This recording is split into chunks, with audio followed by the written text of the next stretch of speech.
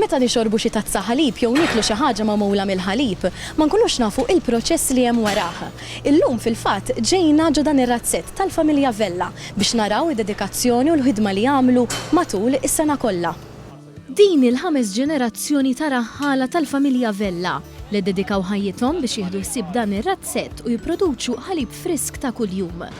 Fil-Fatwa News kien kurjuż jiskopri dwar kif il-ħalib innifsu jiġi ġenerat.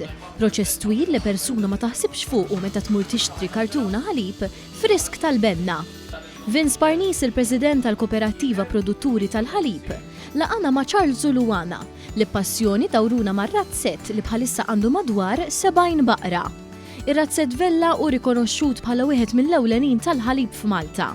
Dan kif kien l-ewwel u sal-lum anka l-uniku razzett f'Malta li introduċa sistema robotika tal-ħlib li ġiet installata fl-2009 u b'mod awtomatiku il-baqra tinħaleb waħedha.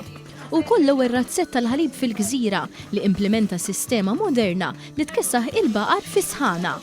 Spjegawna li kull baqra tinħaleb 3 darbit kuljum u tipproduċi bejn 32 u 35 litru ħalib kuljum. Mal-mikrofonu tagħna Luana kelmitna kif il-ħidma tar-raħħal hi imprezzabbli u l-akbar sodisfazzjon tagħhom hu li għandhom kontribut fil-produzzjoni ta' ħalib Malti frisk u prodotti tal-ħalib għal Maltin u l-Awċin kollha. Nsemmu dejjem insemmu l-pulizija, s-soldati, forsi nsemmu daqsxejn ir-raħħala li ovvjament kulħadd miġbur mal-familja, daw jridu jqumu fil-għodu kmieni xorta, jekk ħriġna xorta jridu jmorru fil-dar żmien tal-festi.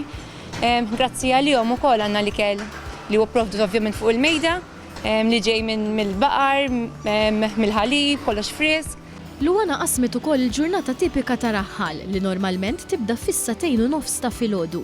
Fil-fatt minn barra li jieħdu ħsieb il-baqar u l-impenji kollha li jġibu magħhom, l-oġġiela li jkollhom bejn xahar u xahrejn għandhom bżonn kura u attenzjoni speċjalizzata. Filgħodu kmieni ovvjament fis-2:30 jibda x-xogħol, kulħadd fuq xogħlu, fi żmien dal-festi wkoll it-tfal ma jkunu skola joħorġu jgħinuna wkoll. Tibda milli titma' l-baqar, tnatfilhom, tisqil iż-żgħar, naraw li kollox orrajt, xonqoshom, ġwies lin-naħa l-oħra. Rutina jisab oġġett wieħed wara l-ieħor biex il-ġurnata tipprova.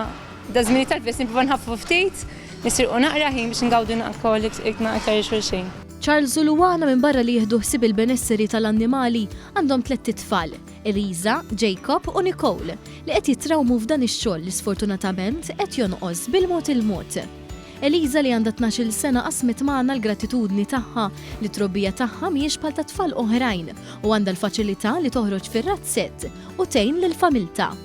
Nibuttalhom il-malef, ngħinu bil-ġwies, ngħinu jimla l-gaffa għaw trakter, ngħinu ħafna affarijiet. Soltu meta jaslu tfal mill-iskola, soltu joqogħdu fuq il-mobile jew fuq it-television jew fuq it-tablet. U jiena nagħmel il-homework u noħroġ hawnhekk fir-razzett.